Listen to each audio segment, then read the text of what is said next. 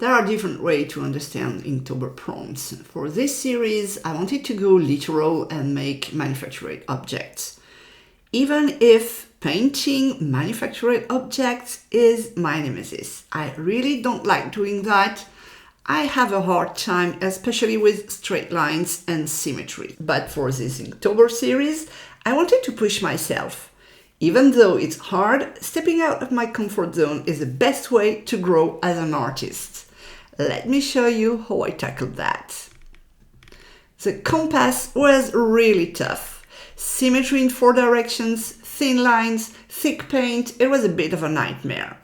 The challenge with gouache on dark craft paper is that you need the paint to be opaque enough to cover the background.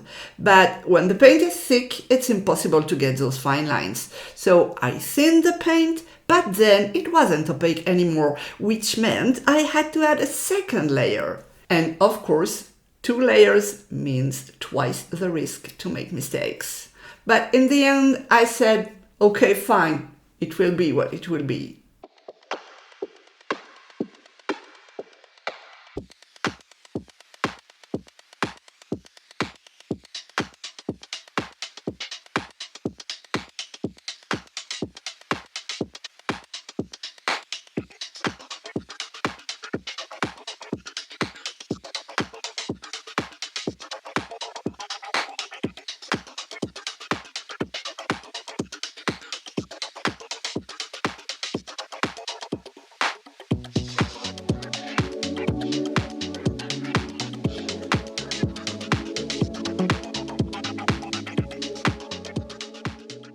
To recover the shape of the compass that was a bit wonky, I outlined it, which helped a lot. And since I had the backpack on the opposite page, I decided to add an outline there too, to make the 2 pages match.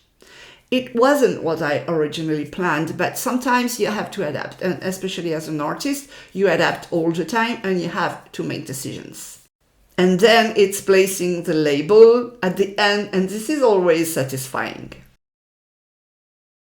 Next up, a pair of boots. Much easier because they don't have straight lines and they are not really symmetrical. The curves made this one much more fun to paint. And the yellow paint looked amazing on the craft paper background, so I really enjoyed this one.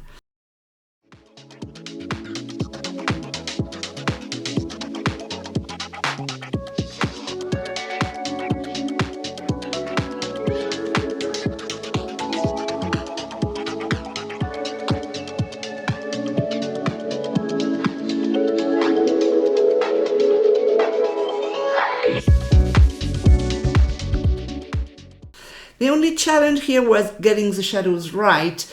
I started with orange, but it wasn't dark enough, so I switched to burnt sienna, which worked perfectly.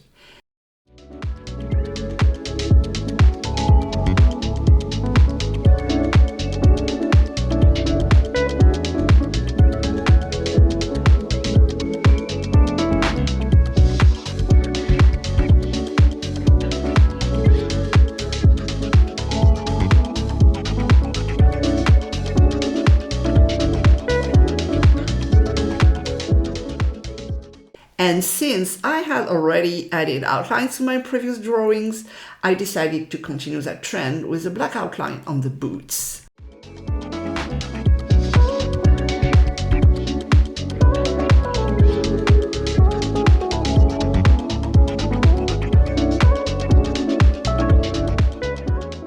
And here you see a pic of the next prompt, exotic with the pitaya.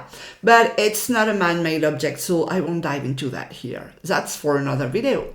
The most difficult prompt for me was the binoculars. They have slight angles and perspective, which means those perfect circles become ellipses. I tried to draw into a box and work out the perspective from the box, but it still turned out a little wonky. And you know what? It's okay. It's just a sketchbook. It doesn't need to be perfect. I'm here to have fun, to enjoy myself, and hopefully to show you that even difficult prompts can be fun. This is also why I made it in pink, because pink makes everything more fun.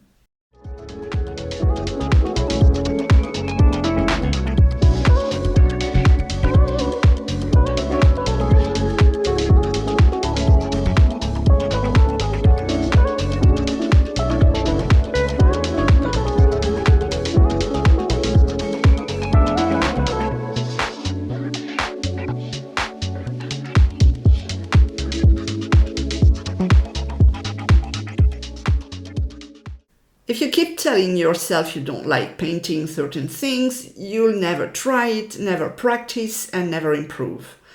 I still don't love painting manufactured objects, but I've given it a shot, had some fun, and I'm learning along the way. For the hiking shoe, this is for the trek prompt. I went with pink to match the binoculars on the opposite page, because why not? Pink hiking shoes are fun, and I'd like to have one. And once again, symmetry wasn't as important, so I only painted one shoe because I'm lazy.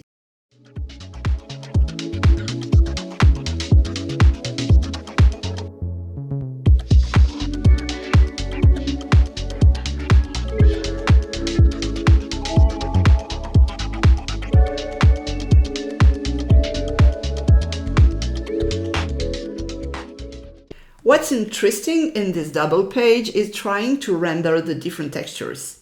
The binoculars are made of shiny plastic, while the shoe is leather, which has a duller surface. A good tip for rendering plastic is to use strong highlights with a contrasting color and avoid blending. Just make straight, bold lines. That's what I did for the plastic part of the shoe sole. For leather, though, you keep things softer and less reflective.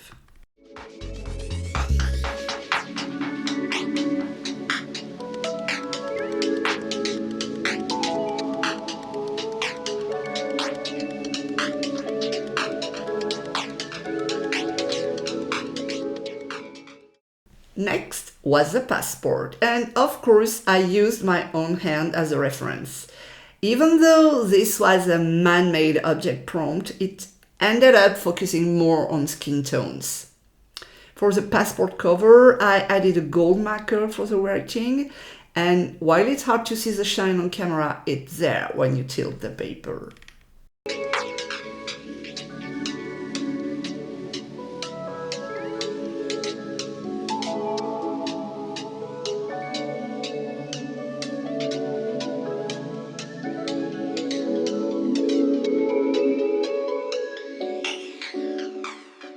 To keep things consistent with the opposite page, I painted a hand holding a phone with the map for the hike prompt. Here is a quick tip for painting rectangular shapes. Rotate your paper so you can pull the brush towards you. It's easier to get a straight line that way. I find it easier to pull than to push my brush. This works well in a sketchbook, but it might be harder if you are painting on a canvas, for example. Not to mention painting mural.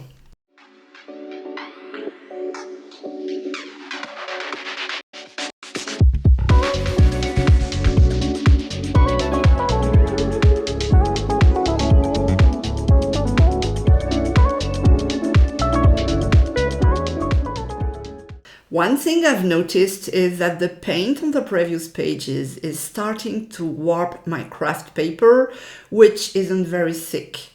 So when I try to paint a straight line, the bumps in the paper make it wobbly. At this point, I just have to embrace the wonky lines.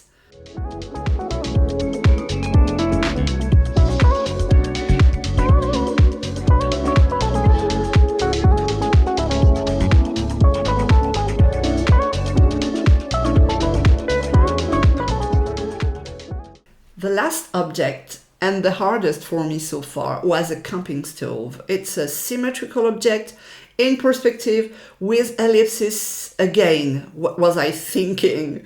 I made it harder by trying to paint most of it with a flat brush, but eventually had to switch to a round brush to get the details right. So after 10 days of Inktober, I can still say I don't love painting manufactured objects, but I'm glad I pushed myself. Stepping outside your comfort zone is how you grow, and challenges like Inktober are perfect for that because you have to adapt to someone else's prompts. That's where creativity happens.